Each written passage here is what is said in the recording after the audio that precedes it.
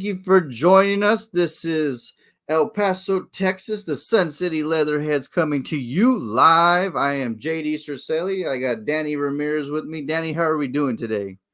What's up, Jay? I'm doing good. How about you? I'm doing great, man. Praise the heavens. My pops had a little scare this past weekend. They took his gallbladder out Sunday morning, Easter Sunday. But the heavens blessed us, and he keeps rolling so far. So, all things point to good. He's home recovering. So we have a great show. Obviously, we're going to start with breaking news. Obviously, of course, the NFL has so many things going on.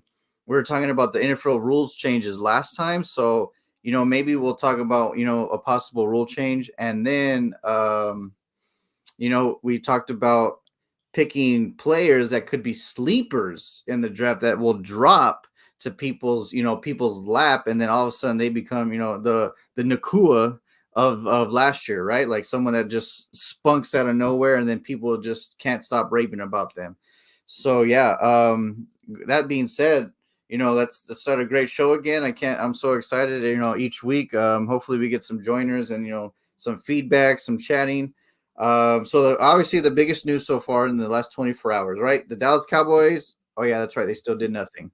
But the Houston Texans trade for Stephon Diggs. So now you get CJ Stroud, Joe Mixon in the back, Nico Collins on your left, Stephon Diggs on your right, Tank Dell in the slot. I mean, like Dalton Schultz at tight end. Can you like that? That sounds like a dream offense that people just didn't see coming, I'm sure. Like, especially with the Mixon. And then you get Danielle Hunter to add to that defense that was already good last year. Like the Houston Texans are like they're definitely winning. They don't even care that they don't have a draft pick, right? They're like, dude, look what we got from the last 2 years. So how do you feel about that trade? Hey, who needs a draft pick, right? When you're in Houston, I guess. No, I think it's awesome. I mean, they're just loading up with talent on both sides of the ball, and it shows that they're really trying to compete in the AFC. And I think they're going to compete with the top teams in the AFC.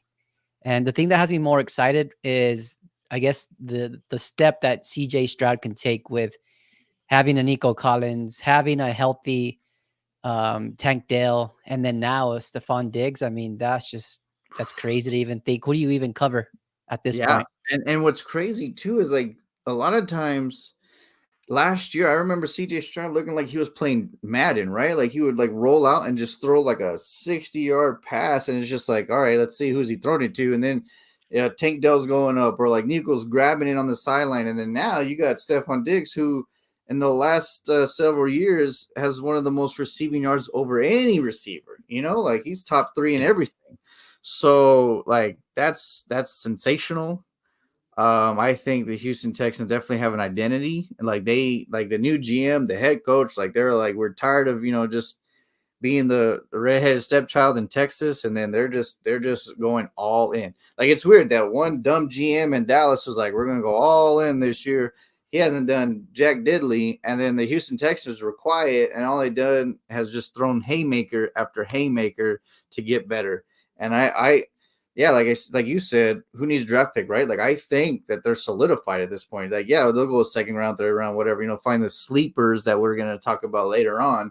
But like, yeah, they're definitely stacking. And I honestly like the AFC should be scared. And going back to the team who traded Stephon Diggs, I mean, they lost a lot of secondary people. They're losing a ton of people. They signed Lyle Collins. The Buffalo Bills signed Lyle Collins today, They and I'm did. like, yes, they did. So does that truly help them? I mean, what you've lost compared to like some of the small pieces you've gained, I don't know if I'm worried about Buffalo, to be honest. I have a few good friends that are Buffalo Bills fans.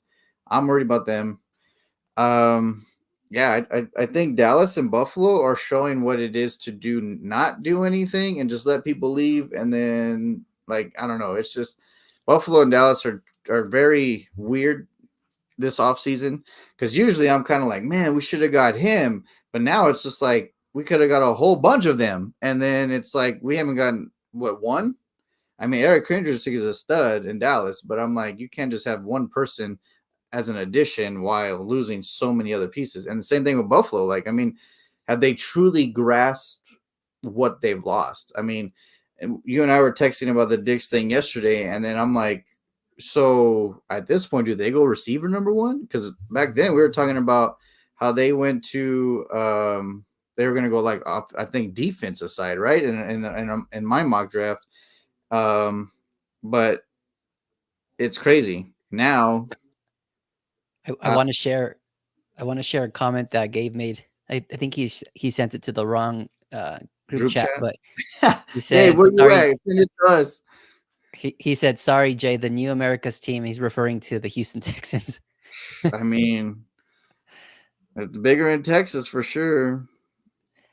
Honestly, like at this rate, the way that the Cowboys have, been a disappointment in the playoffs for the last couple of years, I wouldn't be surprised in the future, like, to find former Cowboys fans now become Houston Texans fans just because of the dynamic with Jerry Jones and him not being very active and his And his that happens blunders. in each generation, right? Like what one thing is that I'll never be, but I mean there are like the old lemmings like computer game people don't remember because like we're that old now, but like they're followers, right? So like now there's Chiefs fans all over the country out of nowhere because of Andy Reid and Patrick Mahomes and Jason Kelsey, and the same thing happened with the Patriots, right? Like the Patriots were nothing, then Tom Brady and Belichick, that regime comes, boom.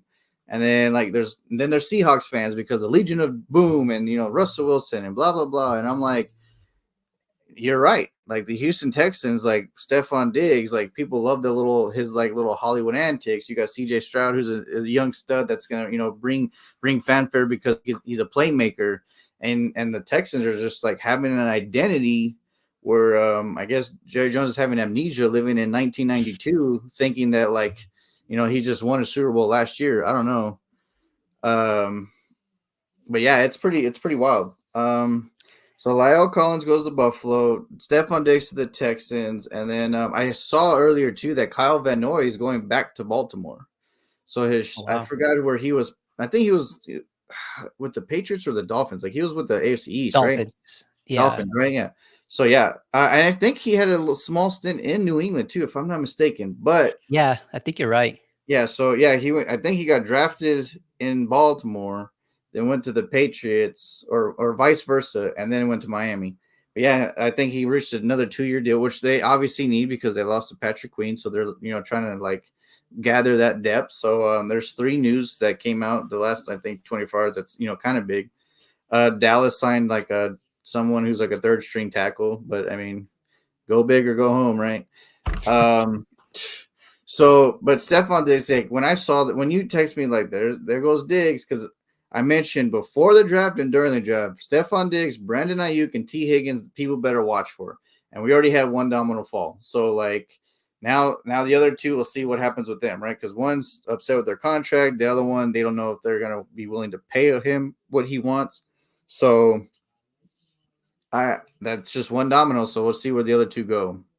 I just have to say real quick about the whole Buffalo Bills trade package or what they got in terms of the compensation. I don't think it was enough, man. For Stephon Diggs, you're giving him to the Texans, that is already an up and coming team this coming year. And for the Bills, I thought it was a second round pick this coming year.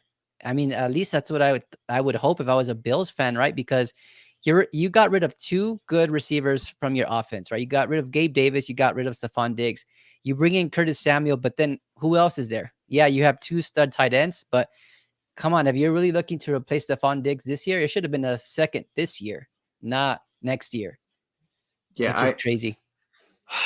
yeah, yeah, going back to, and then like what people don't realize, like, remember we always talk about the tiers, like, there's tier B players that help you grow. Isaiah McKenzie left 2 years ago, so they were already deflating in receivings. Now you've lost pretty much all 3 of your starters in the Yeah. last 3-4 years, right? So it's like Shakir, who's a young stud, but I mean, like, he still had to learn and he still has to grow. And then there goes that leader that's leaving.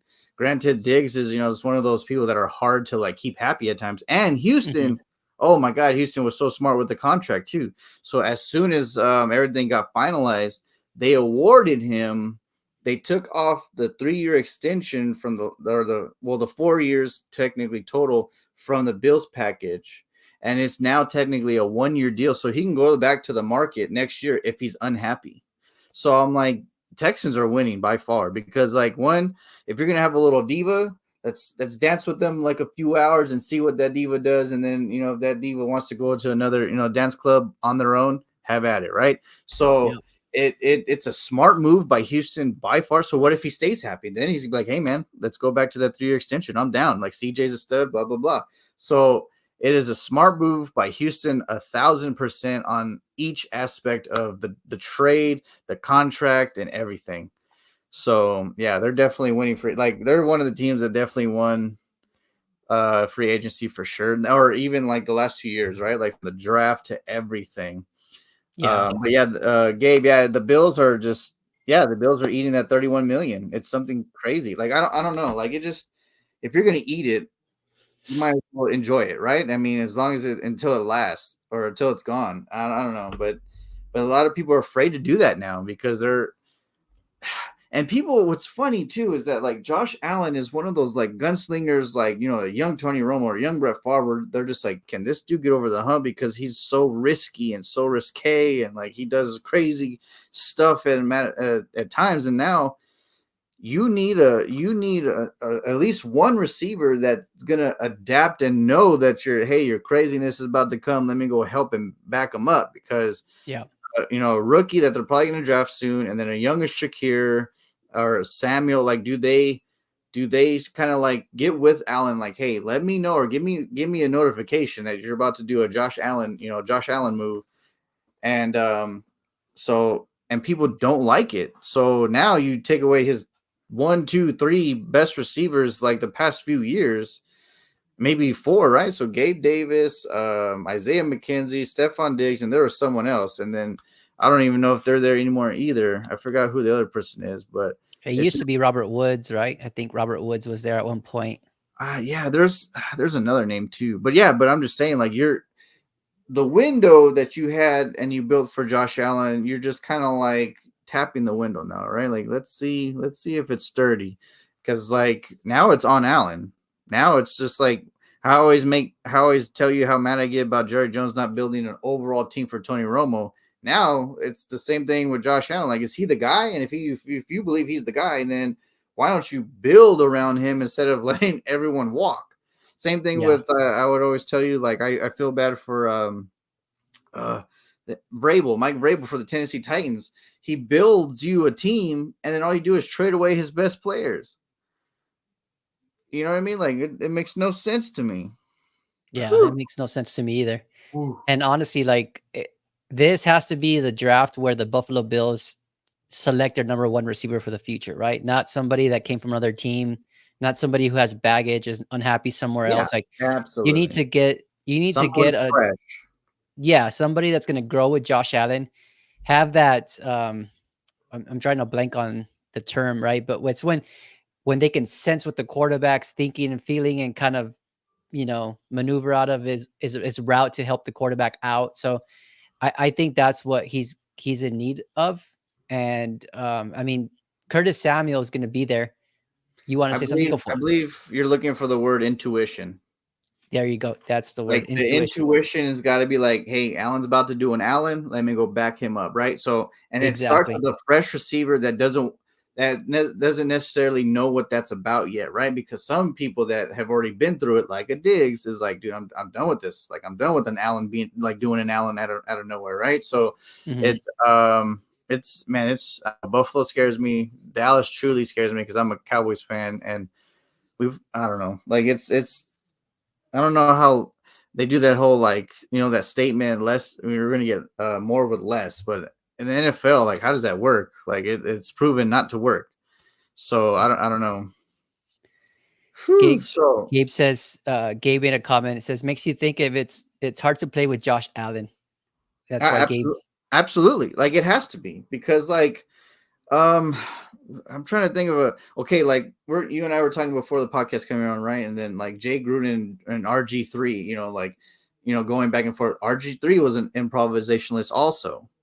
And obviously it led up to his injuries and stuff like that. But yeah, it's like one of those, like you're running your route and you're like, hey man, I'm open. This dude's already doing like pulling an improv running in circles. And you're like, hey dude, I was in the end zone the whole time. Like, what are you doing? And then sometimes it wears thin, especially especially on a diva receiver, right? Like Diggs is not someone that's going to be shy or quiet or calm. He's the new version of like a Chad Ochocinco to me. Like I love Diggs. I mean, he can score, he can ball, but I mean, like when he's not happy, he's gonna show it. Like a Terrell Owen, like he's gonna show it. So yeah, Buffalo's tripping to me. There's a lot of teams that you're just kind of like scratching your head, right? So that man, yeah. So that started a good show. Yeah, Diggs, and I'm sure before next week, I'm sure you and I will have another like big thing to talk about, right? Like that's what's been happening each episode. Like, dude, this person's going here, and then all this craziness is going everywhere, and but there's so many like free agents still that's just weird. Like, where's Justin Simmons going? Like there's a few good out there that I'm like, how are they not signed yet?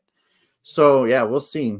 And going back to last week's podcast, our show, we're talking about like the rules changes and how it's going to change the dynamic. And you and I were texting like, what should we do like this coming week besides talking about the sleepers? And I said, why don't we mention one rule that we want to see different or change or like help the game out? And obviously, you thought of yours, I thought of mine, and I just want to I'll let you go first. You tell me what rule you would like changed. I think that's an easy one for me. I go back to all of those roughing the passer calls, right? And it seemed like they always happen in the fourth quarter and the last drive of the game where it dictates the outcome of that game. And so I would choose that to be reviewable, right? Whether don't let that dictate an outcome of a game. If it's truly not roughing the passer, then overturn it and let them replay that down. That's what I would change. Dude, I'm right there with you. Like, I get when like a Brady is the face of the league or a Mahomes is the face of the league, and then they get spoiled. And I'm just like, no, dude, like you're taking away someone's dignity, someone's play, someone's reason why that they're elite, and you're taking that play away from them because you want to protect some like dude that's like it. Everyone is equal to me. Like I get the quarterback position is like the highest regard of any sport, of any team, whatever. But I'm like, they still chose to play the game the same, just like everybody else, just like a receiver, just like a safety, kicker, whatever. Like you're gonna get popped. Like you chose your position because you're good at it. So if you get popped and you get buried legally, then deal with it. And then, the ref should not, like, the NFL should not baby that. Like, I get that they're trying to, like, make it safer and, the CTEs and all that stuff that's come out on the NFL. But I'm like, everyone knows what it is already. Like, you know what I mean? Like, the Damar Hamlin thing is rarely ever going to happen. A death on the field is rarely going to happen. Like, it's just, like, they chose their dream goal and dream job for a reason. Mm-hmm. So don't take away a great play just because you want to spoil and baby someone else. Yeah. I mean, it's not fair to the rest of the team, right? They prepare for that game, especially the defenders, right? It's not an easy thing to do, or it's not easy to stop an offense in the NFL. And for you to be, giving the offense a first down because you feel like it's too rough of a play, like, no, that's not excusable at all. And going back to what you're saying, the league in itself already is built off an offense now, right? Like eventually like a Super Bowl team wins because the defense shows up that one specific game. But we've had the most passing yards, the most points, the most like every offensive like record at this point is being broken because everything's led up to the offense now. So it's just like, let them have their one play legally. And if they bury the quarterback, let it be that. And if it's legal, it's legal. Like you said, change that. And like it, yeah, quarterbacks mean like, obviously when we would, get together as boys after, when we graduated high school and we were all hanging out, like, of course I wanted to be quarterback, but I'm like, hey, someone hits me or like things don't go my way. There's no ref to like spoil me or baby me. You know what I mean? Like it is what it is. And like you hit me or Gabe or whatever, that's a great play. Like you did what your job is supposed to be, and you're supposed to hit me. So don't take away my job or your job because I hit the person that you're babying. I agree with you right there 100%. Yeah, you're right on. All right, so mine. I am so sick of the NFL not changing this for like ever. Why the hell is there ties in the NFL? Like, stop with the tie. I don't pay $1,000 for my damn ticket in the damn seat just to see my just to see the Eagles and my Cowboys tie. Hell to the no. I'd rather lose, take it up the chin, or win and be happy, and not just go back home and be like, bro, what did I just watch? Like, they tied. Like, I Yeah, hate, like, and I thankfully I haven't bought a ticket in an NFL game and there was a tie, but I'm like, I can only imagine when people are there at the stadium, bought $1,000 damn ticket, and then they're watching a damn tie. I'm like, dude, no. Like, what I would do if I was NFL, like, because they're trying to make people safe and blah blah blah. So after the first overtime, okay, cool. Now, if no one's won, how about this? If you guys want to keep it safe, it's kicker versus kicker, just like how hockey and all them like soccer does, like, like goal to goal. Like, yeah, how about that? 20 yards to start the field goal. Boom, they both make it. They go back 10, 30, 30. They go back 40, 44, or they go back 10, 40, 40, and then till the first kicker misses, that would be the winner or loser. That would be Hollywood for sure for the NFL, because one, Justin Tucker is the highest rated kicker ever. Do that now while he's in the league so he can prove that he's like perfect in that situation. And then you get like a Brandon Aubrey last year for the Dallas Cowboys, who was a sleeper, like we're going to talk about, coming up. He was undrafted and all he did was break a record. You know what I mean? So I'm yeah. like, that would be, after the first overtime, if you guys don't want to get smashed or beat up even more anymore, then hey, all right, kicker, man up, bro. Like, this is your time to shine, be the winner. So 20, 20, 30, 30, 40, 40, and then whoever misses and then whoever makes the last one, game over. I love it. I think that's so out of the box too, right?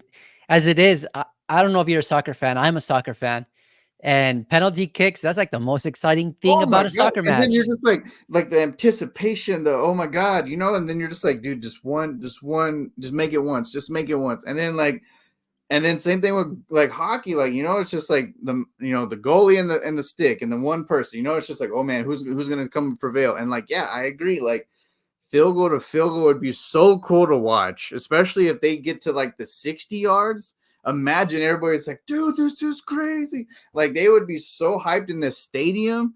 And then at Yeah, least the viewer at home, the ESPNs, NFL networks, all that stuff, and the people in the stadium will not watch a damn tie. Like, it'd be so perfect and it'd be legit. yeah, I love that. And honestly, that would also force teams to sign a good kicker, draft a Well, good yeah, kicker. and it would force teams to practice it also, like, hey, you have like 15 seconds to kick, and then like you just got to kick it, like that'd Yeah, be great. I like that. That's really out of the box. Good job. You win. But yeah, like, I'm so tired of watching ties, and what's weird? I don't even remember the last time Dallas Cowboys had a tie. I just don't want to see a damn tie in the NFL. Like, I saw the Eagles tie with somebody recently. I saw the Cardinals tie with someone recently. I just remember some games were tied. Dallas wasn't one of them. But I'm just like, I don't want to watch a game on Fox or CBS or wherever, ESPN, and watch a damn tie.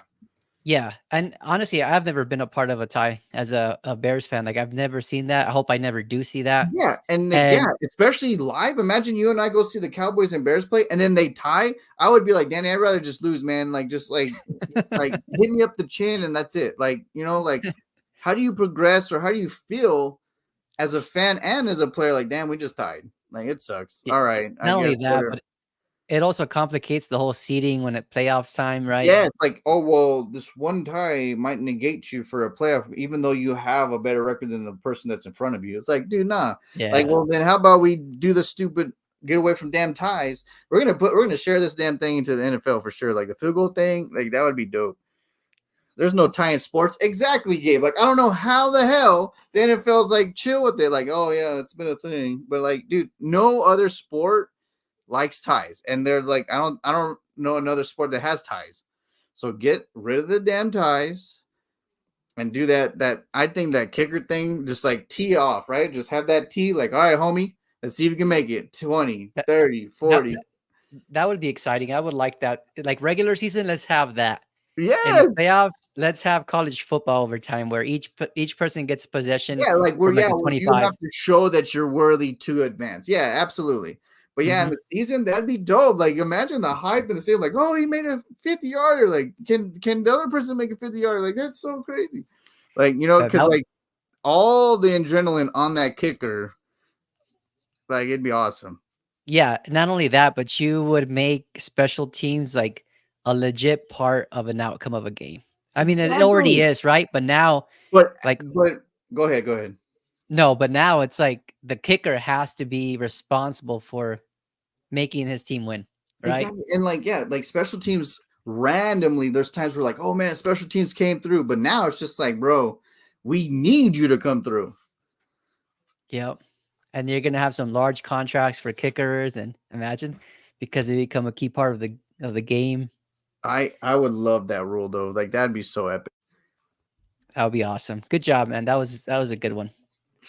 All right, so I'm agreeing with you on the like roughing the passer. Like, stop babying them. They chose their position. They chose their sport. They chose their job. Don't take away the other person's job by the defender, right? So, and then And I mine just was want to add real quick for anybody who's watching on YouTube or online, give us comments on what you would like to see change. I think I would like to hear from everyone else to see maybe what else yeah, we can come up with, right? yeah, We'll different propose. perspectives. Yeah, for sure. Yep. Like that'd be awesome. Gabe's always chiming in, but he's texting us, so people are like, "What? Who's Gabe?" But yeah, Gabe's talking to us. Everyone else, please talk to us. Like, let us know what's going on. But Gabe, the now, producer. woo, the main event of the evening of the show. NFL scouting draft prospects that could be sleepers from round 2 all the way to possibly undrafted. There are always some every year on each team that just come out of nowhere. Second round to undrafted. Tony Romo was undrafted. Jake Bobo from the Seattle Seahawks last year, the wide receiver, I think he was undrafted and he ended up Mhm. making the team. Like, I love stories like that. Like Vince Papali back in the Philadelphia Eagles. Like, I love that movie. Like, I always am a diehard Cowboys fan, but I'm like, that movie is so hard to me because like that his wife leaves him, like you'll never be nothing, and then all he does go is be an NFL player. Like, how beautiful of an epic story is that? So I think you're secretly a Eagles fan because I heard you say my definitely, Eagles earlier. yeah, I know. I was gonna say my Cowboys and Eagles, but like, yeah, I'm too excited right now. All right, so I have my 5 sleepers. Their teams, the names, all that jazz, and we're gonna chime in. I'll go first, and then you'll go second, and then we'll just go down the list and then have fun with it. Sounds good. So, my first one, Luke McCaffrey. Yes, you heard that right, ladies and gentlemen. He is a McCaffrey, son of Ed McCaffrey, brother to Christian McCaffrey. He went to Rice University after starting at Nebraska. Wide receiver, he ended up at Rice. And if y'all don't follow Rice, they don't hardly pass that much. And all he did was like lead the team in touchdowns with 12 this year. And that was like tied in the conference. 68 receptions, 936 yards. I get that, it's not flashy, but one, he's a McCaffrey, so his bloodline and his history of the NFL is very high. His IQ level of the NFL is really high. And then he ran a 4.46 in the combine dash. So, I mean, he's pretty quick too, just like his brother. I think whoever takes a chance on him, because like I said, if you don't follow Rice, hopefully they went back a little more, professional and like, passing. But if you don't know Rice is like very known for their triple option. I mean, for him to score Mhm. 12 touchdowns in receiving from a triple option offense, I mean, that's saying a lot, right? So, yeah, I think he can be a steal just because who his father is, who his brother, because he doesn't want to be little baby brother that doesn't do nothing, right? Like TJ Watt, he's coming under from JJ Watt, and all he's been has been a stud. So I think Luke McCaffrey, wide receiver from Rice to any team, I think will be a dang good sleeper, and especially like him having his dad on his nose too, like phone calling him, and I think his energy, and then running a 4.46. I mean, that's pretty That's fast. impressive. Yeah. Yeah, That's so impressive. for sure. So I think Luke McCaffrey, Rice, he's 6'2", 195, and or that one says 98, but my thing said 95. But either way, like I think he could be a stud. And people don't remember that Christian McCaffrey too, even though he is a stud, he's had some injuries. So maybe this guy, you take a chance on this McCaffrey. He doesn't have that much injuries, and maybe he gets going from the jump. So I think he could be a very good sleeper for any team. And honestly, like I think with McCaffrey, with Christian McCaffrey, he has a very physical way of running the football. And Right. so with Luke, I don't think you have to really worry about that kind of injury concerns just because he's a wide receiver, right? I guess it's physical to some degree, but from what I can see and what I've seen from his highlights, it's like he was really like at the edge, really not really physical, not really involved in a lot of blocking plays from what I saw in the highlights. I could be wrong. But yeah, when you're comparing Christian McCaffrey to Luke McCaffrey and the risk of injury, I don't think it's as high as his brother. Right. And I just think that like just because of how successful each of the generation has been, like even if he's not your like overall, number one seed receiver, I think he could be a very good stud for you as a sleeper wide receiver too, or even maybe the new change, right? That he ran a 4.46, the new kickoff rule, like that you draft him, he might get you some good touchdowns. Yeah. So yeah, I think Yeah, he you could could be definitely he would be ideal for like a team that's not really relying on a draft prospect to really produce, right? As your number one or number two receiver. right. Just an Maybe if addition. yeah, if he can learn behind some veterans, he can definitely, pick up some really good skills and become a one, or not a one, I should say a two or a slot receiver. Going back to the Cowboys, like right, we just lost Gallup, right? So like Hmm. you CD Lamb, Brandon Cooks, and then you put a Luke McCaffrey with the Tolbert in the slots. Like I would love that. Yeah, I like this one. That he's actually somebody that really stood out to me, even when I was watching the combine.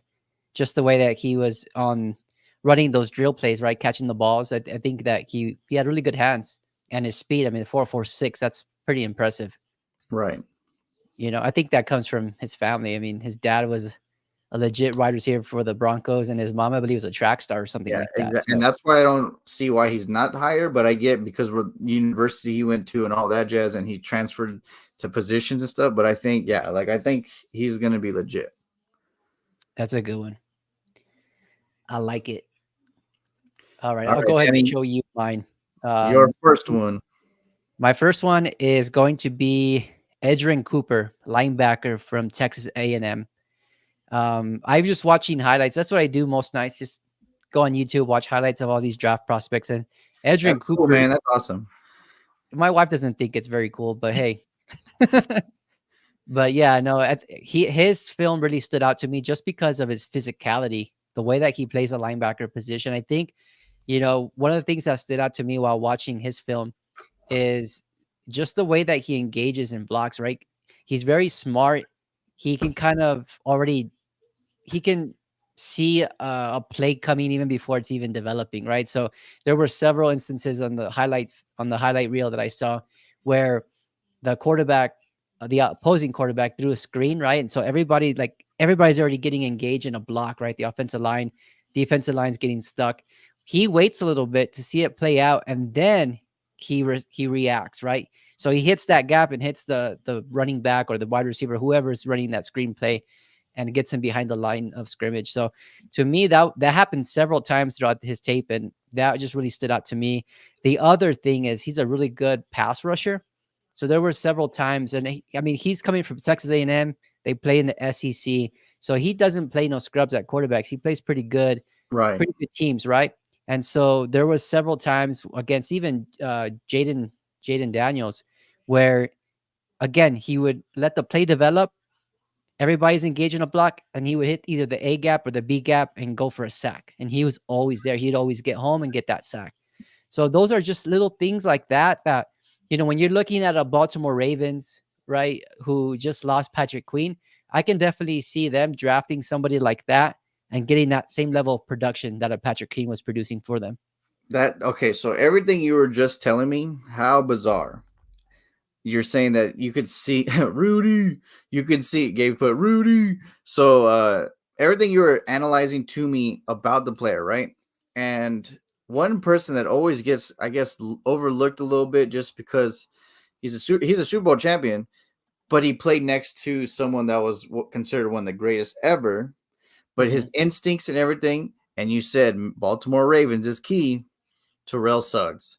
That dude was so good. And since he played next to Ray Lewis, he was so underrated by the common fan. But I would tell people, like, you all don't understand. Like, Ray Lewis can do his thing, but I'm like, for them to have that number one defense, the other side has got to be locked down too. And that instinct by Terrell Suggs just sounds like Edgerrin Cooper, right? He's able to let everything develop. His pass rushing was amazing. Terrell Suggs was.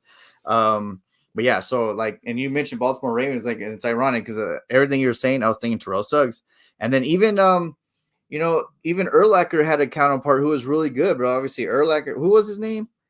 Lance Briggs. Briggs, yes, I know it was like Suggs and Briggs, like they kind of like have a similar name, but like yeah, I was thinking him too because like Urlacher was doing his thing, but like yeah, the instincts of Briggs and Suggs to like help that solidify that front seven was so key in each team, right? They both went to the Super Bowl within like 6 years of each other. So the Bears and the Ravens. So yeah, it's that's a good pick for sure. Like, man, whoever drafts that kid, man, putting him next to an Overshown, and then because of course Eric Kendricks, obviously he's gonna be the starter, but I'm like, man, putting someone under him to learn and stuff. Woo, buddy. Kendricks is like older in age, right? He's getting up there. Yeah, that's what I'm saying. Like, we still need someone that's going to be able to like learn under him. So, man, yeah, exactly. That kid next to Overshown. Yep. Sheesh. So I really like that guy. That guy was he just stood out to me. I've watched several defenders highlight reels, and he was one of my favorites to watch just because of that. His gap discipline, the way that he kind of just lets plays develop, and then he would react. And then from what I started reading just on his draft profile, I think he's projected to go second round. I don't even think much more. He's going to go in the second somewhere. I don't think he's going to fall in the third round. So granted, he's not a deep sleeper, but he's just one of my favorite guys as far as draft prospects go. Nice.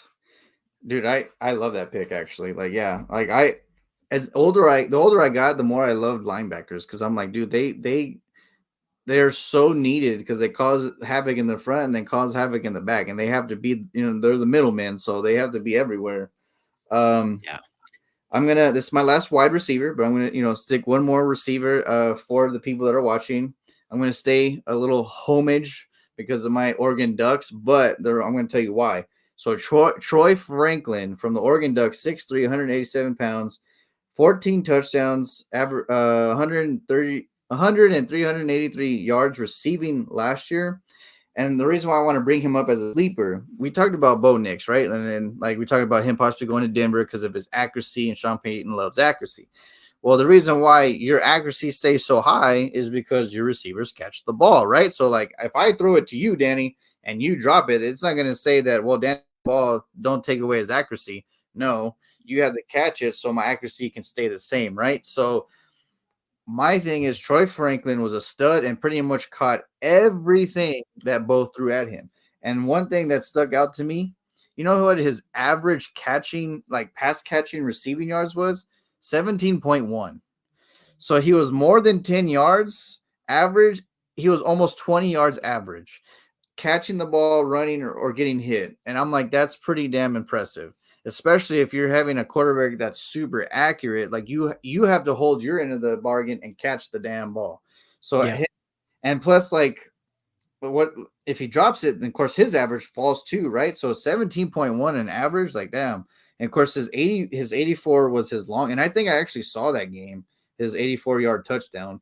But yeah, when 17.1 in average, like that means he's getting open and getting open high. So yeah. I think Troy Franklin is going to be a very, very good player for a team that's going to take a chance on him. It's so weird that like each thing is like different. They have him at 6'2", and they might think had him at 6'3", but they're about close. But yeah, I think 17.1 in average, like that was insane.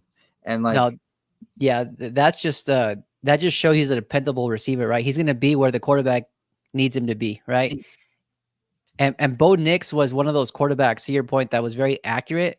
And if you look at his film a lot, he didn't go deep too much, right? He had those a lot of sideline throws, Right. right? That he would get, and it was a lot of stop and goes.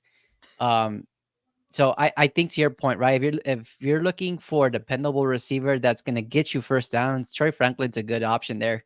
Yeah, and seeing and going back to what you're saying about Bo, right? Yeah, his accuracy does depend on like what his play is too. So it's like little routes here and there. So that means Troy Franklin is running after the catch also. So I'm Yeah. like that definitely shows a lot. So yeah, I think he's going to be really good for a team that definitely needs a receiver. Going back to like the Luke McCaffrey thing, maybe a second, third, or fourth receiver. Yeah, I think he's going to be a stud for sure.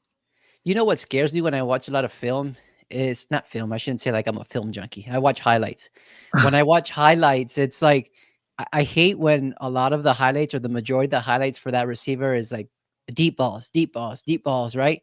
You would like to see the Troy Franklins be like route runners, right? Right. Separate from their defenders. And if the wide receiver doesn't show that in their highlights, then that's a cause for concern, in my opinion. Scary. Well, going back to Quentin Johnson from TCU Yeah. last year being drafted, like all they told him was to like just go straight at TCU, and he, of course, like in college is different competition, so of course it was making him look like God's gift. But I'm like, dude, like you have to learn routes, like you have to like learn a hitch route, learn a post route to do it accurately, and then yeah, there's my boy Troy. But yeah, so he yeah, see, 14 touchdowns, tied third in the college ranks. But yeah, like I think Troy's gonna be a stud. I honestly I would love Dallas to draft him, like hands down, to put him with the CD Lamb. Because Brandon Cooks is still kind of a small frame, so put him up in a goal line and his dependability, yeah, I'm down. Yeah, and I wouldn't be surprised to see him go first round, honestly. I think that he Yeah, has the talent to go with in the I first round. agree. That's a good one. I like Troy Franklin. He was actually another first round receiver that I watch highlights of consistently, just because I think him and Brian Thomas, man, they were they're kind of overshadowed by either their other draft prospects that are, top 10 wide Right, receivers, right? right.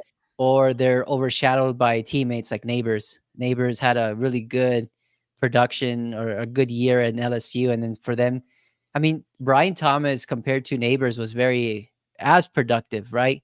The only problem is that he not as a polished route runner as a Neighbors. He isn't Right. as splashy as a Neighbors, but he And has all the potential.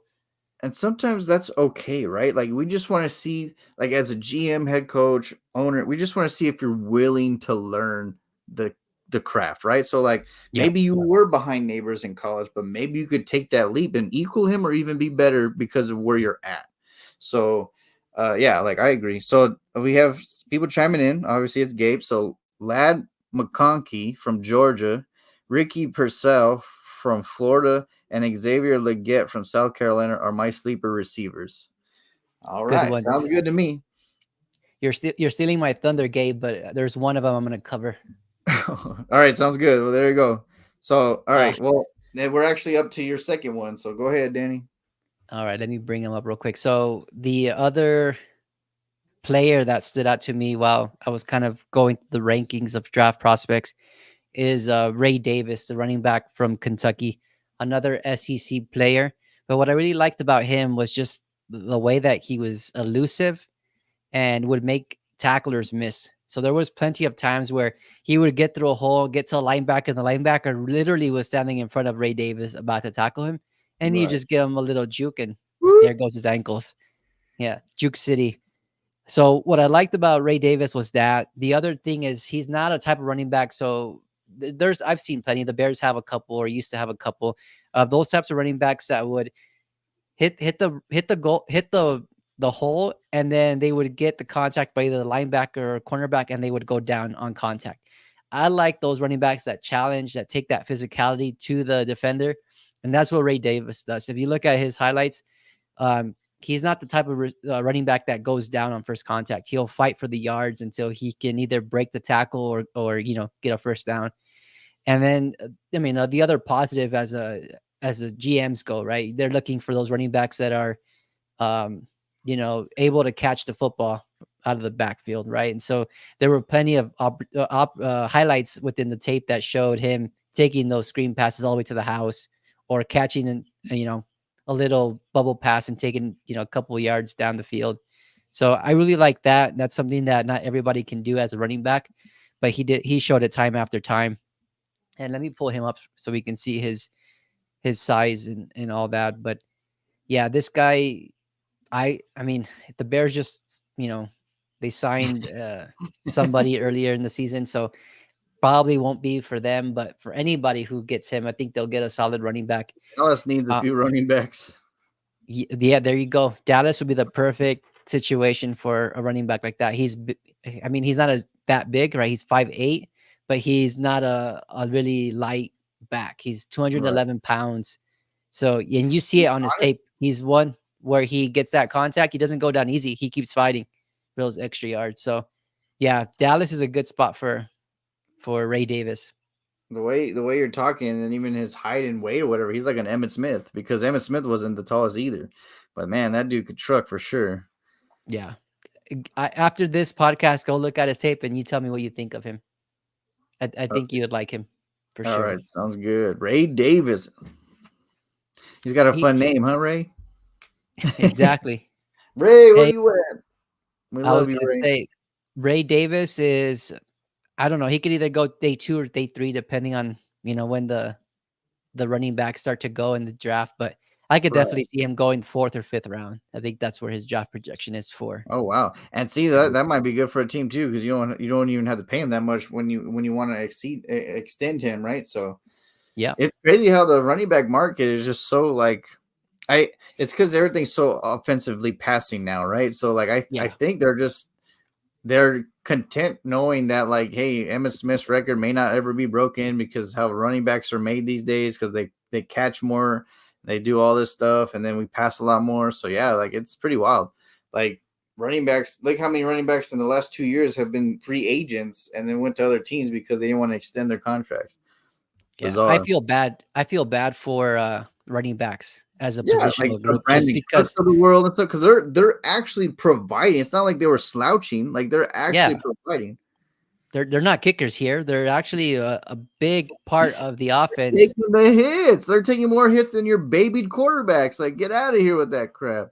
Yeah. I mean, when I started watching the NFL, I mean, running backs were a premier position, right? Yeah, you're talking about Emmitt Smith, Barry Sanders, I mean, Marshall Faulk, Jerome Bettis. Like, I mean, those dudes were just, they were so amazing to watch. They were considered the foundational piece or the franchise player like for many the missing teams. piece for a team. Terrell Davis, like, I mean, they were, oh man, they had some good running backs when we pretty much when we were born. Yeah. So it sucks to see that they're not being valued as they once were. They're not getting paid what they deserve. It's just tough. It's a tough situation to be in as a running back. Yeah, that sucks. But yeah, definitely good pick. Obviously, I love your pick because Dallas definitely needs a running back in the draft. So we're just letting all of them go. So going back to my third, I mean, not a lot of like, don't forget Sweetness. Oh yeah, well, yeah, that was your time, Gabe. I mean, we weren't born yet, but I mean, yeah, I just saw highlights. But I mean, Sweetness was the sweetness. I mean, there's no doubt about Walter Payton. But so this next one I have, I mean, it's not really flashy tape because of where he plays, but you mentioned the other day, like JJ McCarthy's like all of a sudden he came out of nowhere now, and people are saying he's like the 4th or 3rd best quarterback, blah blah. So what helps you become that? What helps you win championship, right? Winning in the trenches. So someone who got injured in the year later in the year that like kind of is going to fall in the draft because of the injury, but helped keep JJ McCarthy upright. Zach Zinter, 6'6", out of Michigan, All-American Big Ten for the past few years for John Harbaugh, which who might actually take him in this year's draft because he is now with the Chargers. But yeah, Zach Zinter, he protected JJ, was a phenomenal stud, and like he provided to help win, especially when Michigan was without their head coach, when Michigan was in flux, right? And then all they did was stay undefeated. And how do you stay undefeated? You keep your quarterback upright. So Zach Zinter, yeah, I think after his injury's done or whatever, this guy is going to be a very sought out offensive lineman, whoever takes a chance on him. Kind of like how sometimes there's teams that reach for an offensive lineman. And people are like, why are they doing it? Well, because they know that they need to protect the guy that they're paying all that money to, right? So, Yep. this guy's going to be a stud, I think. He's got the name Zach Zinter. I mean, he's exactly what you want in an offensive lineman. We talked about, like the Oregon Jackson for the draft or whatever, but like if Dallas doesn't take an offensive lineman round 1 and then you have a Zach Zinter round 2 or round 3, it's a definite win. One, he'll be cheaper because of the injury and he fell. And then now your line is going to be solidified. Look at him. He looks like Zach Martin, for Christ's sake. Like, he's a fit. He looks like a damn offensive lineman. Like, I think he's going to be a great stud. Whoever takes a chance on him, obviously, because he's coming through his injury, but injuries happen in football, and that's the key of the game. I think he will help a line for sure, especially like you're talking about Ray Davis. We need someone to block for him, or like there's going to be, he's going to fall, and whoever takes that chance is going to be very, very happy. So it's kind of bad to say this, right? As I guess as an NFL fan rather than a player, but sometimes the injuries do help teams, right? Because I can think back, I can give you a perfect example of an injury dictating where a player gets selected. So I think it was back in 2017, the Bears selected Eddie Jackson, and they selected him in the 5th round because he broke his foot, his whole leg, I should say, during the season. So he was recovering as the whole combine was going on, but he was a stud. So sometimes when these injuries happen, yes, they're not going to go in the 1st, 2nd, or 3rd round, but you're getting value deeper in the NFL draft, right? In the deeper rounds. And so Zach Zinter, I remember him actually. I didn't see him play a lot because I didn't watch much Michigan games, but I know that from the commentators that I heard during the playoffs, they were talking really highly about Zach Zinter, about how he was a leader on that line. And so if he already has the physical traits to be a good offensive lineman, and he's one of those leaders, and he's like, it's just a win-win. Exactly. That's a good one. I like Zach Zinter. I didn't think about him.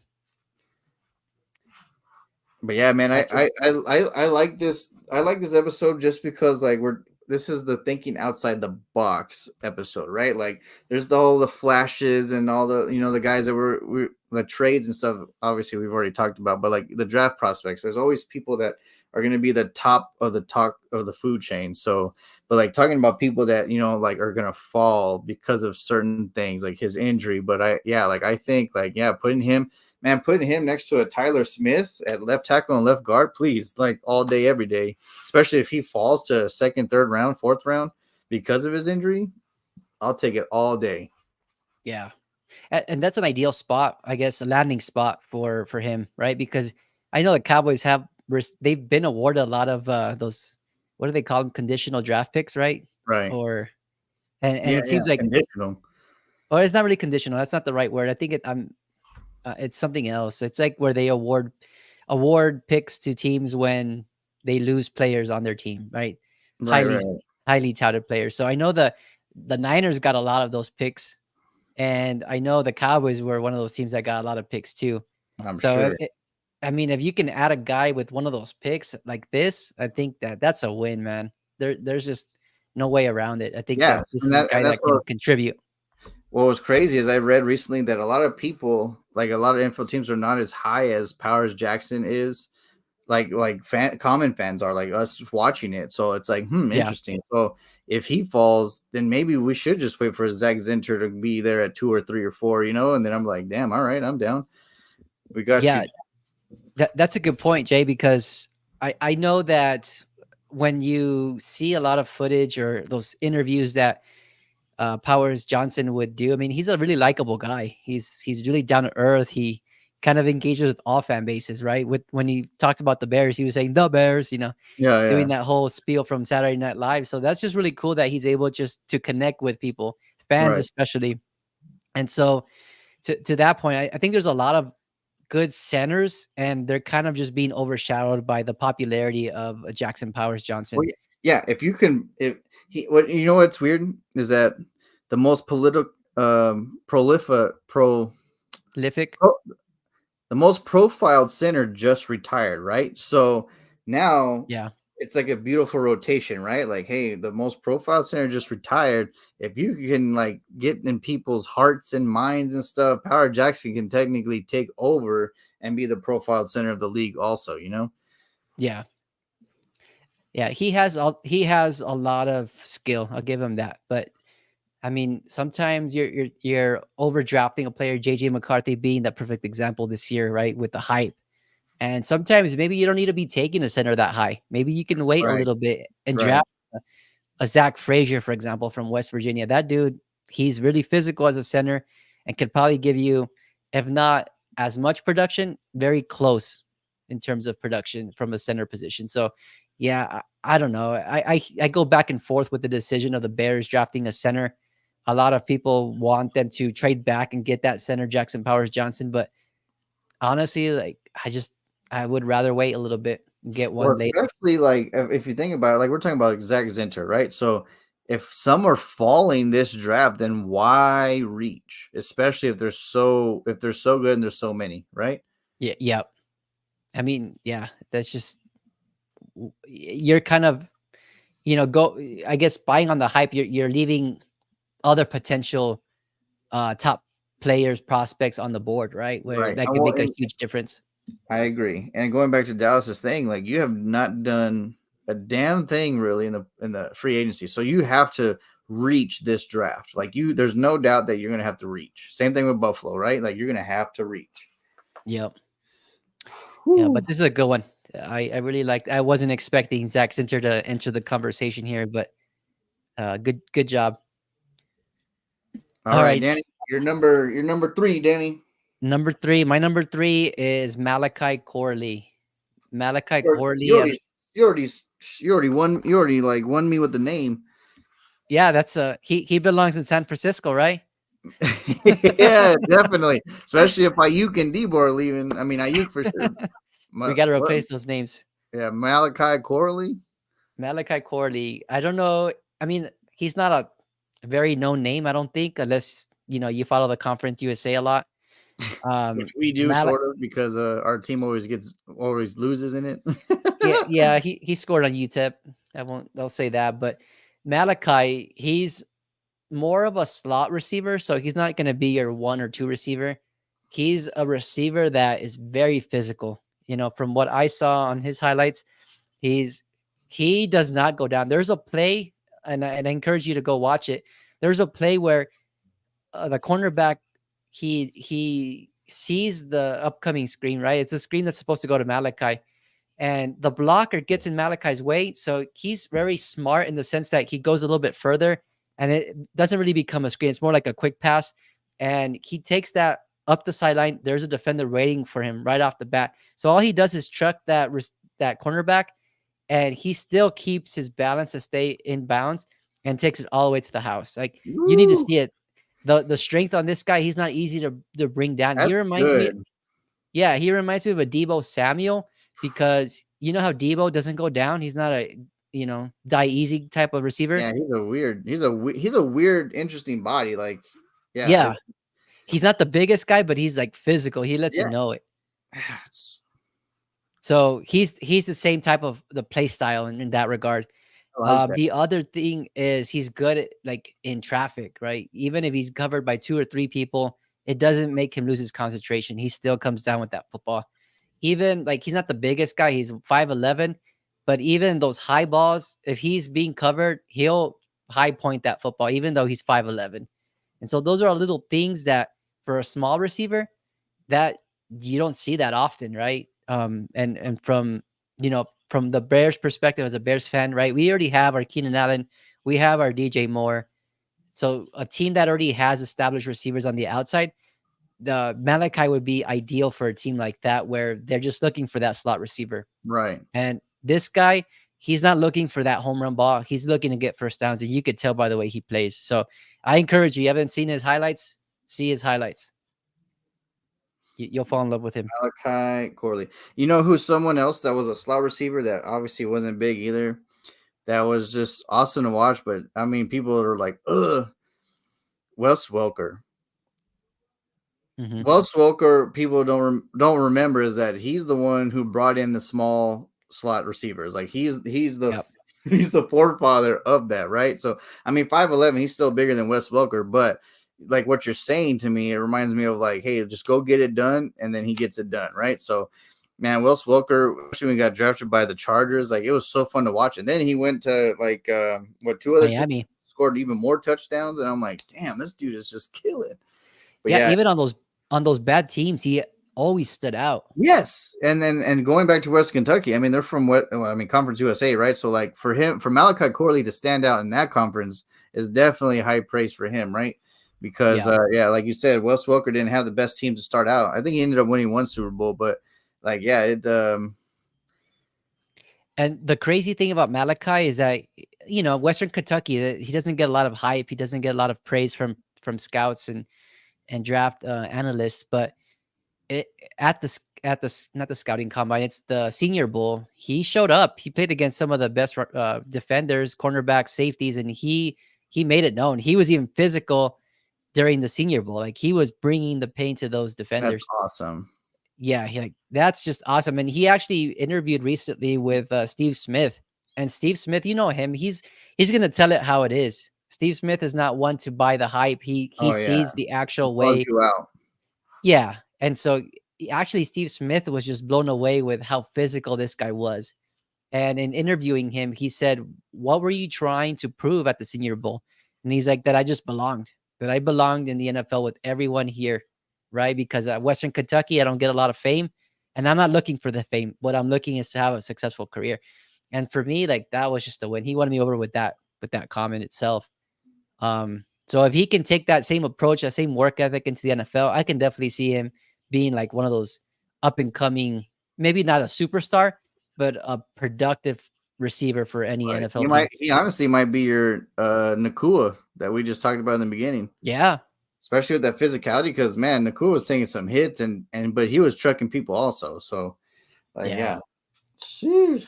That's Nakua's a just fun. monster. Man, that's some good work though, man. We're chiming in some good work right now. So my fourth one, I probably might botch the name, but you and I always talk about beautiful Swift knives, right? Like the ones that you could just plug in and just like, what do you want me to do, coach? Like I'll do.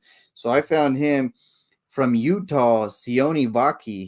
He's going in as a safety in the draft. 6 foot, 208 pounds from my page where it says first team all Pac-12. So check this out. They upset USC, right? He had 2 tackles, but he had best overall grade of any player in obviously of the game. But Swiss Army knife happening week 7, they needed help from him. He ran for 15 rushes, 150 yards, 2 touchdowns as a running back. And then the following week, he ran again and played receiver. He had 5 receiving yards, 149 yards, 2 touchdowns. So this guy like put me anywhere. So I guess they asked him where do you want to go in the draft. I guess he put safety, but so he played offense and defense this year for Utah. So this guy can do it all. Obviously he can score touchdowns and he can tackle and he can guard apparently. So I mean he could do it. He can do everything. So if you want someone like a Taysom Hill or someone like dependable that can just show up, kick return, tackle, catch the ball, run the ball, like basically what we are, Leatherheads, like the Sun City, like he's like the old school Leatherheads where he can do everything. So yeah, this kid's gonna be an up and coming dude for sure. He might fall obviously because Utah and then him doing different positions, but at least as a head coach, GM, in the back of your mind, like, hey man, if we're in dire need of a position piece, we got him. Like Taysom Hill, like, hey man, can you throw one pass just to give someone a break, or can you like do a catch? Can you run? Can you go get a tackle on special teams? Like this kid, like especially if you want him to do everything, he's probably got the eyes and the agility as a running back and a receiver, right? Plus the tackling, so he might be great for a special teams kickoff because the new format is like you're gonna have to think real quick after that first block and try to get that tackle. So maybe that's the guy that you want to draft, especially if he's young. He'll probably be special teams anyway. So you want that guy to solidify your tackling in the middle of the kickoff. Yeah, I could see that. And honestly, there's something that we're not even thinking about, right? With the new kickoff rule, maybe this is something that teams take into consideration when selecting a player now, looking for that dynamic player to be a good returner, good punt returner, good kickoff returner, right? I So I think scouts on NFL teams are gonna be looking for those type of traits to even be thinking about those specific positions because right, they and may. now you got to get people with quick brain IQs, especially on the kickoff. Like the Yep. defenders have to be like quick minded, real quick. Like which gap do I have to hit? Because if you miss the wrong gap, it might be over. And going back to what you just said, you reminded me. We talked about free agency and stuff earlier. The Kansas City Chiefs, the Super Bowl Chiefs that just keep winning, right? They just signed a Yep. rugby player, and what do rugby players do? They run between wedges, and I'm sure they signed that kid just to do the kickoffs. Yeah. That I was actually hearing. I forgot which radio show I was listening to, but yeah, that's what they brought up. That they signed this ex rugby player strictly for that, so that way they could use him because as it is, rugby is a physical sport Right. and it's kind of similar in nature, right? And so he has that world class speed apparently. So yeah, that makes sense for the Kansas City Andy Chiefs. Reid just keeps getting smarter and smarter instead of like declining, right? So Yep. and he already knows that he's gonna get tackled. Like he knows how to get tackled without pads. So I'm like, man, yeah, like this kid with the kickoff. Like as soon as I saw them sign him, I was like, yeah, he's doing the kickoff. I was like, there's no doubt. Yeah, that was Sheesh. obvious. And what do you Yeah, think about? We didn't even talk about this. What do you think about the whole Rasheed Rice crash? it's it's interesting because going back to like what we said, right? Like because the Kansas City is like the face of the NFL logo right now, right? So like what did they do? Did they really discipline him or what happens from here? You know, like because Yep. back in the day, some people that were getting in trouble, they weren't even on teams that people cared about. So they can easily just like, yeah, we're out. But I don't know. There was several cars involved in that accident. So It was horrible. Have you seen it? The and dash cam he footage? yeah, and oh, not the dash cam, but You need to see it. and I don't know if I want to, but I'm saying like it was all his fault, right? So I mean, and then they left. They left the scene. Yeah, apparently they went to go hide their guns and stuff that was inside the car. Honestly, he So might be one and done. Like he might, or what is it? His second year? I don't know, but gotta I don't be. know. But my thing is, like people always have the saying, like you can take the guy out of the the ghetto, but you can't take the ghetto out of the guy, or whatever whatever all that is. But I'm like, you got out for a reason. Like you got out to get away from that. Don't invite the same people that bring that lifestyle back to you. Yeah. Like, like I don't know. Like to me, it's just like, why do you need to have all these guns? Why do you need to have all these drugs? Why do you need all that stuff when like a gun, drugs, whatever, they are a thing. They are a product. They are nothing. Like like they're gonna just get remade. Like they're nothing. Like we as human beings, we're one. Like I'm the only me. You're the only you. Like everyone is their own. Like once we die, there's never gonna be another us, right? So like Yep. a drug is gonna be remade. A gun is gonna be remade. Like they have no value compared to what you're trying to achieve. So I don't know. It's just gonna be interesting to see how it plays out, right? Because we were talking about it last week, how based off of the potential draft prospects that are available at 32, they can come away with a really top receiver. And we were even Yeah, talking and about, then they could just be like, bye. yeah, we were talking about Rasheed Rice with Hollywood Brown and potentially AD Mitchell or Brian Thomas or whoever's there, or even Xavier Worthy. Like, come on, you're ruining your career. You're ruining the potential for a three-peat, even Yeah. based off of your stupid actions, right? And Mhm. the NFL is not going to come lightly with the punishment, whatever it is, because you had Henry Ruggs kill somebody when he was drinking and driving, and if you look at the dash cam footage, there's like no way you can justify that. That was very. I mean, they were just weaving in and out of traffic, racing each other, and they hit somebody. I mean, it could have killed that family. So, I just think it was a very stupid choice by Rasheed Rice, and honestly, he should be suspended for the whole year, if not more than that, in my opinion. Damn. Yeah, I don't know, man.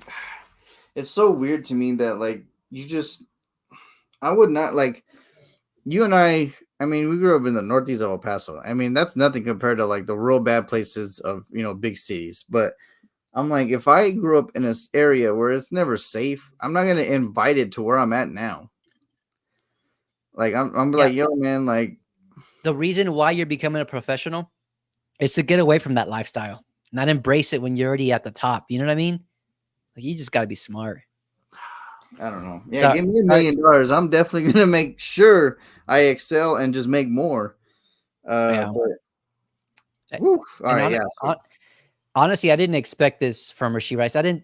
To me, he didn't give me that vibe that he was still kind of living that kind of lifestyle. but But nobody ever does, right? I mean, yeah, that's true.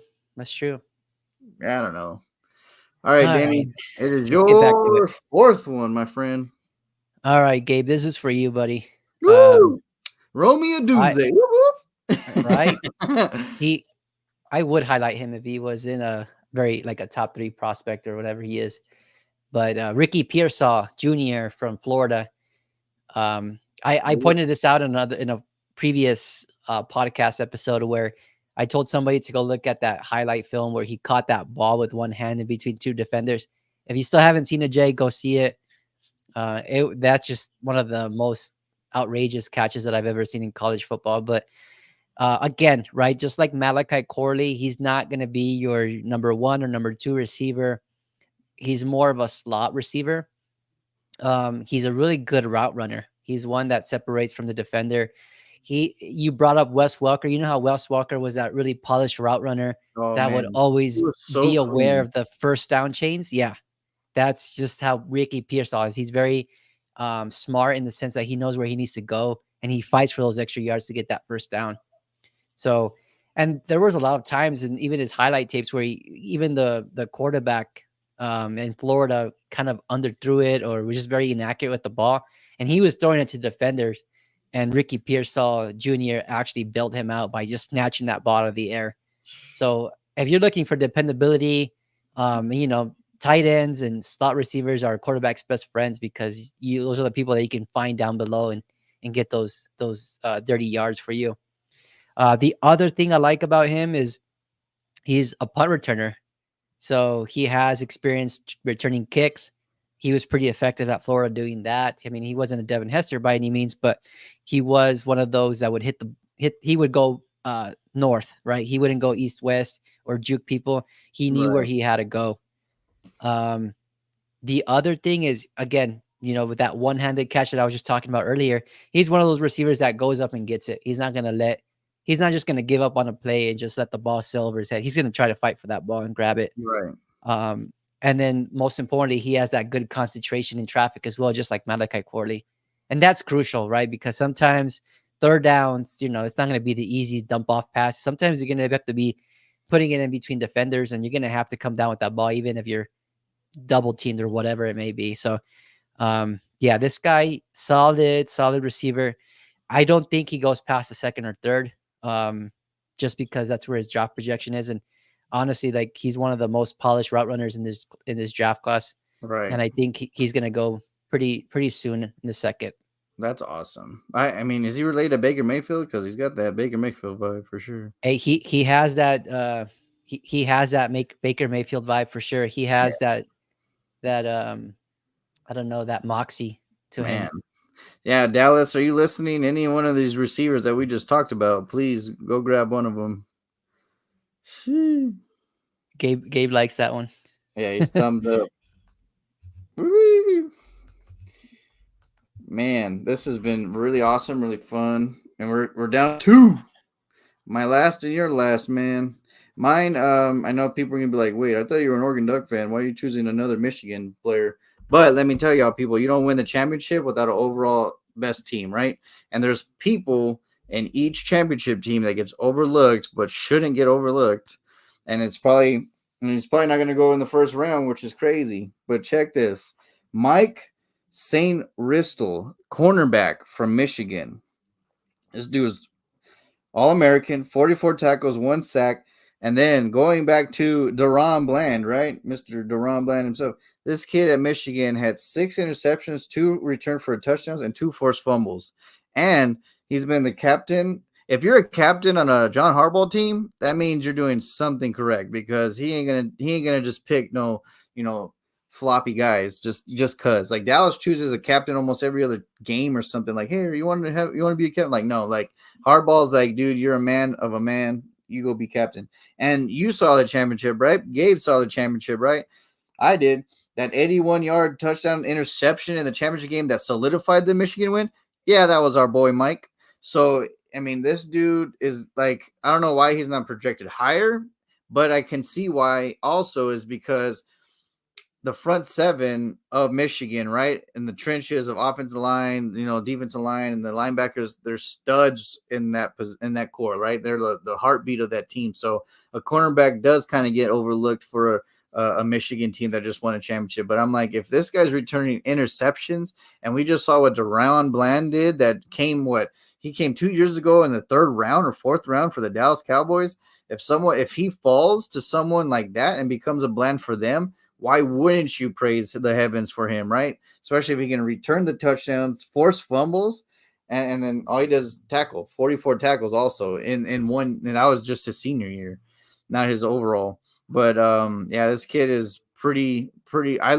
I've always said if you can pick off the ball, you better return at least 15 to 20 yards. Like give us something, or don't fumble either. But I'm like, two returned for this in the season with 6 interceptions, and he's the one who solidified the championship. So I got to give kudos to him because if you show up in the biggest stage, then you definitely deserve your spotlight of, especially if you're going to drop in the draft, like you should definitely go to a place that's going to definitely appreciate you. Yeah, so I'm down with him. Man, I would love him too because Dallas lost a few pieces in secondary, and plus like putting just another piece with the interception machine with Diggs and Bland, that would be crazy. Because I don't know if Gilmore's going to come back.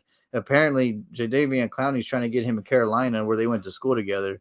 So, like, yeah, you get him with Bland and Diggs, yes, please. Yeah, that would be ideal for him to land there, right? He had some really good mentors to show him the ropes. But I think Mike could be a really good cornerback.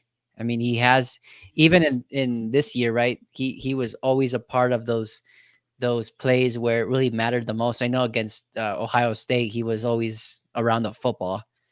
And so I think that Mike Sinstro, going into the league, he's going to go into hopefully a really good situation where he'll develop. He has those ball hawking skills already as it is, Right. and he's good against the run. So yeah, I really like this one. It's going to be interesting to see where he lands, right? Because you don't know if he's going to be first or second round. Going back to cornerbacks, right, and safeties and even linebackers, like the instincts have to be like par to none, right? Like it just has like that's where you become the Troy Polamalu's, the Ed Reeds, the Revis Island, the Deion Sanders, like there's just so many core players that people just remember because they're just like, dude, you just don't throw to them. Like, and or else you're getting picked. And like, sure enough, like I think he can be the next version of like a Diggs or a Bland or who's the kid from well, there's some good ones. There's a good one in New York, the Jets. There's a good one in Denver, but yeah, they're like solidified defensive players that Jesse Bates, I always talk about him, right? For the safety of the Atlanta Falcons. Like I think he can be one of those guys if he just, stays true to course and just stays who he is. Going back to Rashid Rice, like you never know, but yeah, like I think this guy can be a real stud, especially like when he's not even considered like a first rounder. Like, yeah, please let him fall to me. I'm down.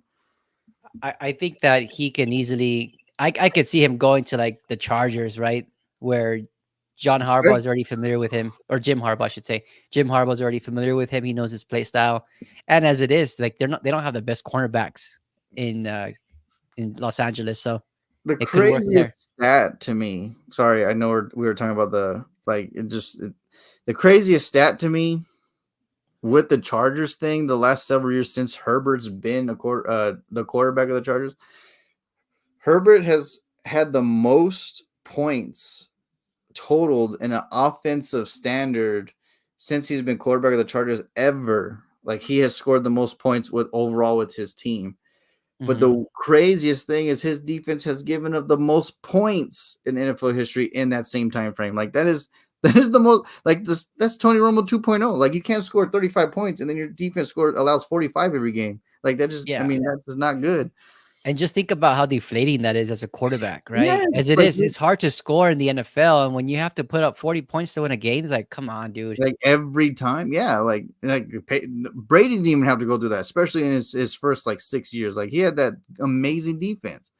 So I Yep. mean, like, yeah, like it's very deflating. Like I can only imagine. Like he's like, thank God Harbaugh's here. You know, things will change. And like you said, Harbaugh would take a chance on this quarterback, especially in the first or second round, because like he already knows that he has ball hungry skills, and the secondary of the Chargers is garbage. And last time we talked when we were doing the mock draft, I was like the two key pieces that you want to keep happy because they took a pay cut and stay with you is Mac and Bosa.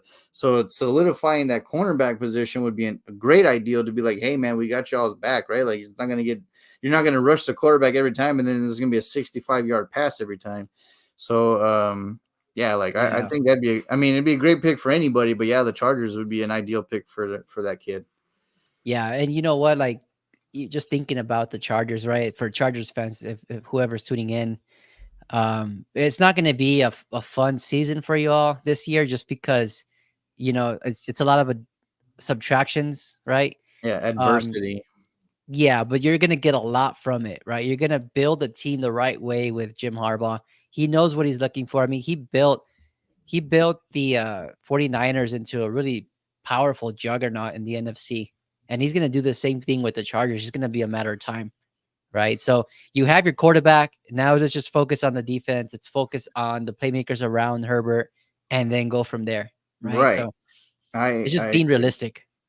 Harbaugh's first year as a 49ers coach, they won the division. So I mean, you're not going to surpass the Chiefs in 1 year, but like you're at least you're on the right path to compete with them. Oh, yeah. His teams are going to fight Oh for yeah. him. Definitely. That division at a whole, like Denver's the most like confusing, the most like question mark. But I think that division, like, because everyone's tired of like getting roughed up by the Chiefs every game, just like the AFC East Yeah. was getting tired of being roughed up by Brady every game, you know. So like now the Patriots are getting bullied, and then eventually, like when Andy retires and all that jazz, like because eventually that's gonna happen, right? Father Time's undefeated, Yeah. so like then the Chiefs are gonna get bullied all over again. So it is what it is. And if you think about it, if you look at some of the games, right? Not all of them, of course, but all the divisional games for Kansas City, like most of them are pretty close. They're like it's Yes, hardly ever a blowout. yeah, So they're barely winning on the Nick, and then it was tackling and secondary, like all like I remember Kelsey like just running in like 40 yards, just like untouched, and I'm like, how is that? Like Chargers, what are you yeah, doing? Like what in the hell? yeah, it's gonna be interesting to see how. I mean, once we start to see on NFL Draft Day, right? We're gonna see the vision kind of taking form, the Harbaugh vision, Oh and yeah. then from there we're gonna kind of just see it. And And we'll definitely see if Jerry Jones even has vision anymore. Like he just has scribbles on his his notepad. old That's all he has. cataracts is gonna catch up to him. All right, Mr. Danny, this is your fifth and last one. Woo! Let's see what All you right, got. let me share mine real quick. My last one is Kalen Bullock from USC. It's funny how we both went with the secondary, right? But if you haven't seen his highlights, I definitely recommend it because what you're gonna notice right off the bat is he's a heat-seeking missile. He's one Ooh, that what I will, love.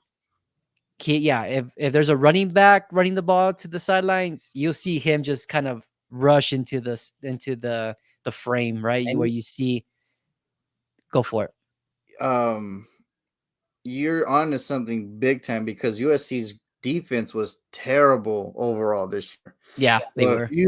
if he is your stud and you can see it, then yeah, he's definitely gonna be someone to watch for.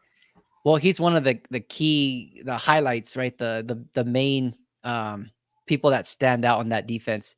If you see his tape, right, he's always near that ball. So he's a ball hawk as it is. He reads the quarterbacks and then he reacts and jumps in front of a pass to intercept it, which is something that not every safety does, right? But I saw it consistently on his tape. But my favorite part was just that heat-seeking missile approach where if it's a screen pass, if it's a run, he's running downfield with everything and being physical with it. So Right. you don't see that too much from draft prospects, from safeties as it is. It's rare here and there that you find one that's as physical. But this guy that's just the way he plays it. Every play that I saw within his tape, it was like that. Um, he's a physical tackler too, so he's not one that just looks to bring you down. He's one to inflict pain. Right. And if you're looking for those type of safeties, especially right, because you want a Travis Kelce to feel it. You want Oh one of those yeah. number one receivers to feel it. So that way, when they go up in the middle of a crowd, like they're thinking twice about catching that football. Right. Kalen So Bullock. Kalen Bullock, he's projected to go 3rd round, if not 4th round. Wow. But yeah, I know, but he's a steal for sure. If somebody gets him, they're gonna see that playmaking ability on their team for sure. What you're talking about, of course, what you're talking about. People are talking about Troy Polamalu because of his instincts and stuff. Mm-hmm. But someone that keeps coming up in my mind when you're talking about it, and I mean it's homage to me too. But remember Roy Williams?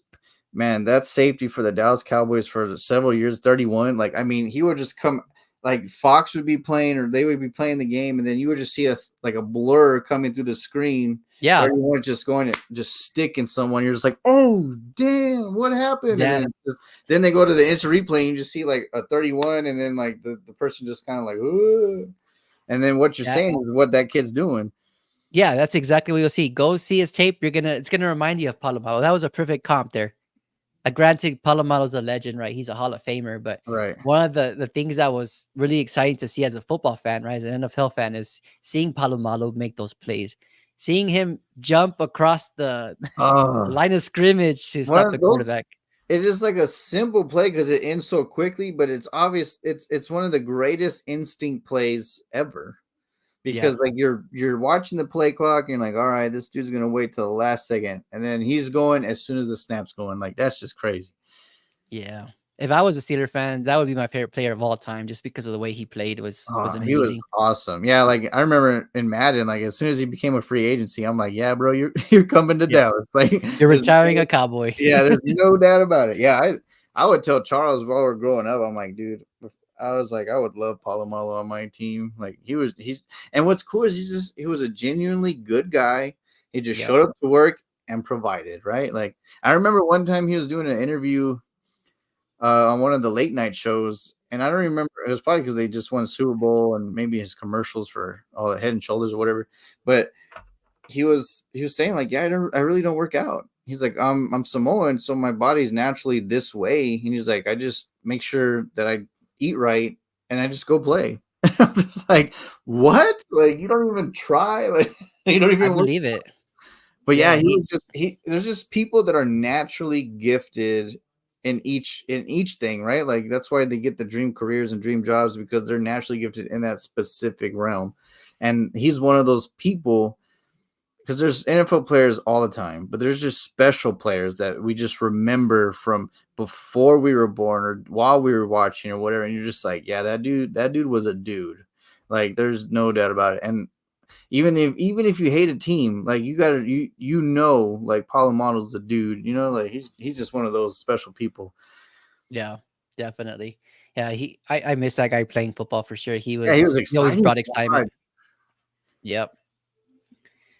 Definitely, but I just wanted real quick before we wrap up today's episode, I just wanted to let our viewers know that I know it's kind of hard to keep up with the names that we mentioned today, but what I'm going to be doing is we're going to be releasing some posts, probably like within the next 10 days, right? One a day, where we highlight the players that we mentioned today, probably provide some footage so that way you can see like a quick recap of how they play, their play style, and then, see if you even like them for your team. And at the same time, I'm also going to make a post kind of recapping all of the 5 players that we mentioned today. That way you have that to use as a resource if you want to go watch some highlights later. But yeah, man, I'm super excited about the NFL draft. It's April. I mean, this is the best time of year, honestly, because we have the NFL draft, baseball season already started. My birthday. Your birthday, right? Yeah, that was gonna be the first thing I say, but yeah, it's cool. I knew what you meant. Yeah, I'm right there with you, bro. But you have the NBA playoffs coming, so it's just like a great time to be a sports fan, really. And then the most of all, right? the most exciting thing about us, we're gonna be doing a live draft. We're Woo! gonna be doing our episode together in person Wait. from on location.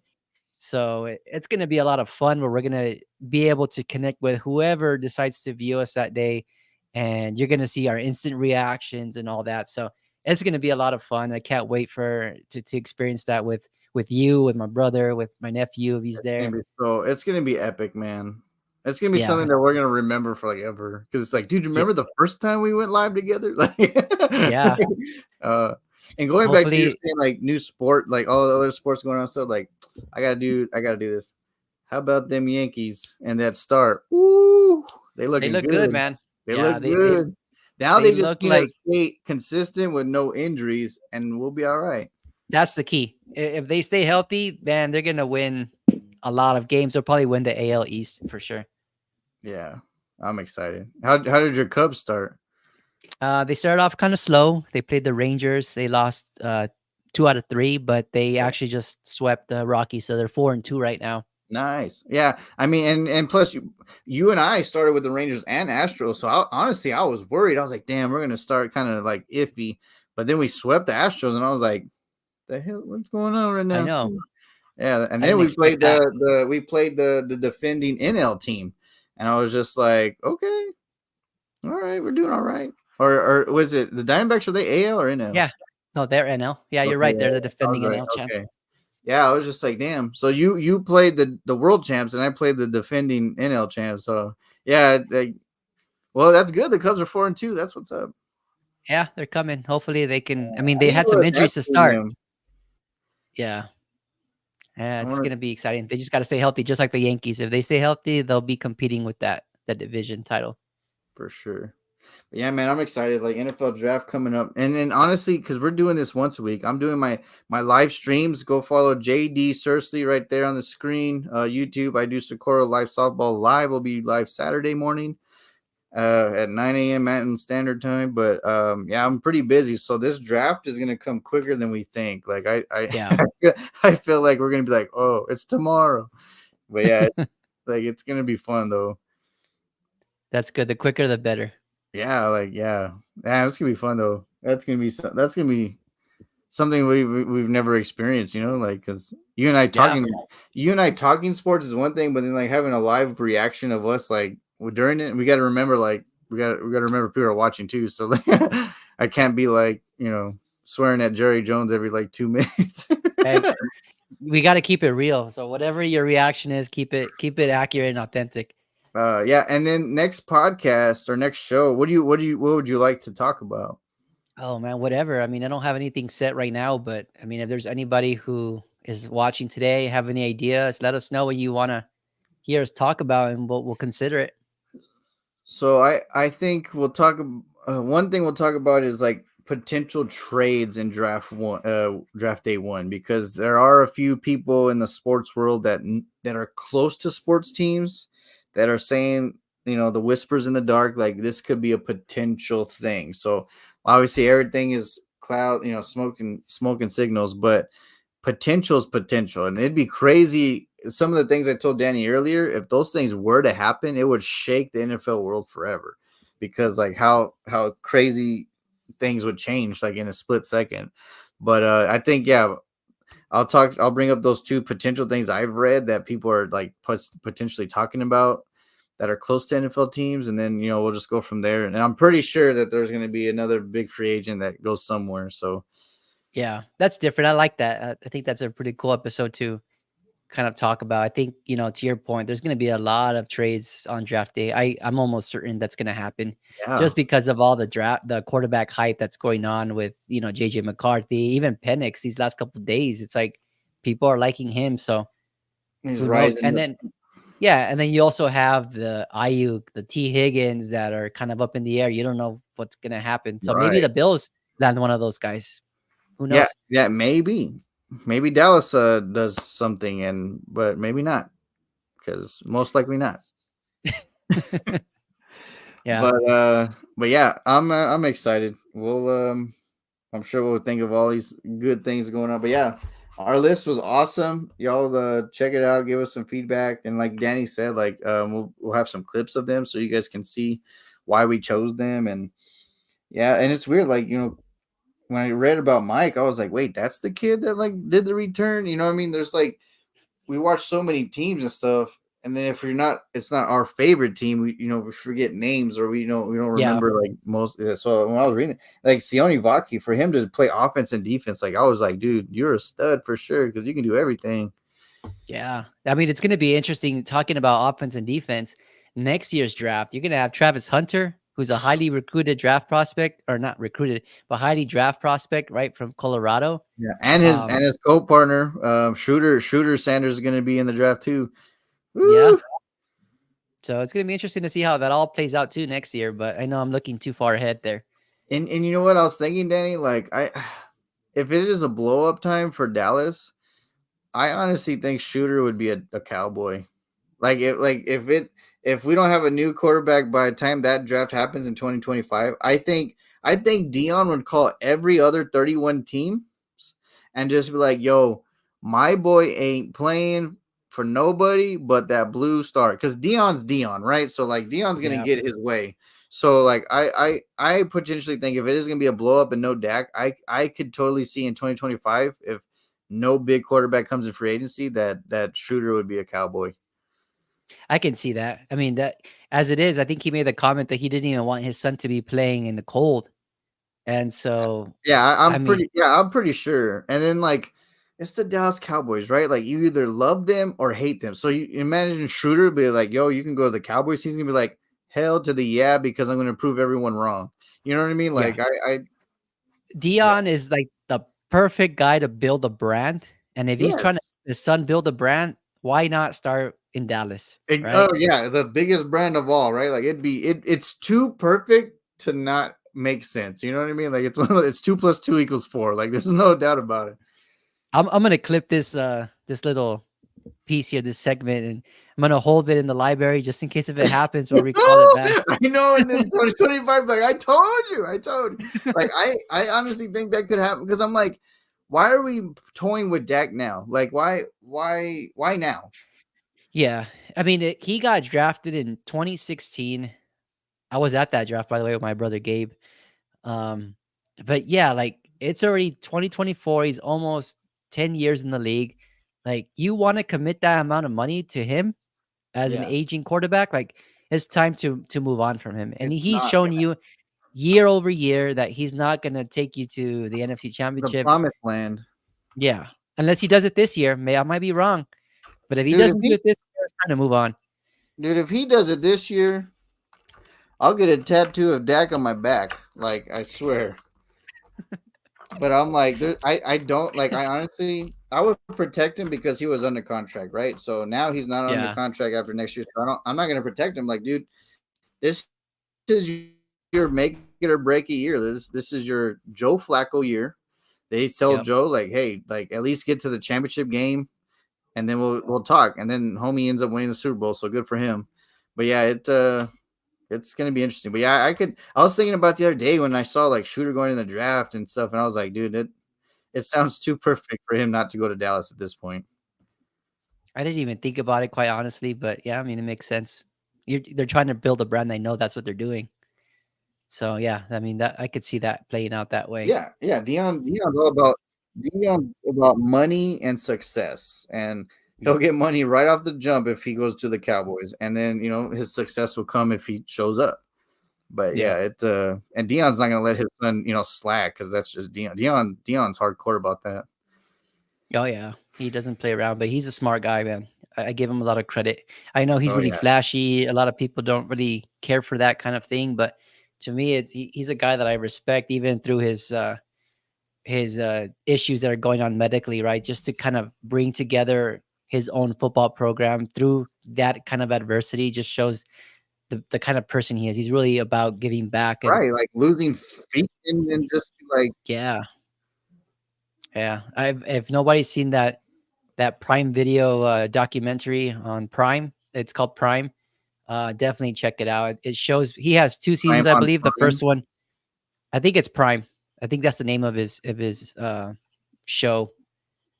or Coach Prime. It's called Okay. Coach Prime. Coach Prime. But yeah, it shows it's 2 seasons. Of the last one, the first one I should say, is the one with him at Jackson State University. So it's really cool to see them kind of had that success. This past season was the one Right. with Colorado, and it shows the level of hype that the Colorado fan base, university had for him. And granted, they started off hot, but I mean, it's not an ideal program to go to because you're kind of starting from scratch, honestly, right? Competing with the other Power 5 schools, like it's difficult, but I know Yeah, with you already. time he's going to build that program. Oh yeah, yeah. You already had like an Oregon, a Utah, USC. Like all those teams were already solidified. So like, yeah. Yep. I Yeah. remember. I remember too. Like, man, Colorado and Oregon are about to ball out, and I'm like, dude, I think Oregon's gonna really give it to them. Like, I was like, just Yeah. because like Colorado's young, in the mindset of them all learning each other, and sure enough, like it was close at first, and then after that, it was just a trouncing. But Yeah, I was. But let me give our viewers just a quick reminder. If anybody's still tuning in or tuning in later to our podcast, please give us a like on YouTube, subscribe to our channels. It's going to help us really grow our brand and be able to provide more content for you. We're trying to reach that 1,000 subscriber mark. We're pretty far from it right now, but I know with time we'll get there. So if you can share, like, and subscribe, that would be a huge help for us and hopefully our success moving forward. So just absolutely. wanted to say that before we wrap up today's show. Well, Danny, it was a pleasure yet again. I can't wait to see what next week holds in for us. And is it maybe Wednesday again, like our usual day, or Yeah, if you're open, let's do Wednesday and then we'll go from there. I know in a couple weeks on draft day, right? We're going to do it Thursday live. So right? that week we'll go Thursday again. Man, it's what 2 weeks technically. I think it feels like it at least. Yeah, it'll be here before you know it, man. Yeah, But for it sure. was fun talking to you, Jay. This was a lot of fun Absolutely, as always. And we'll recap next week. What do you say? absolutely. Yeah, I'm sure there's going to be another big domino. Yeah, without a doubt. All right. Thank you all for joining. I'm JD Cercelli. That's Danny Ramirez. We appreciate you from the Sun City Leatherheads podcast in El Paso, Texas. Thank you and have a good night. Talk to you all next time.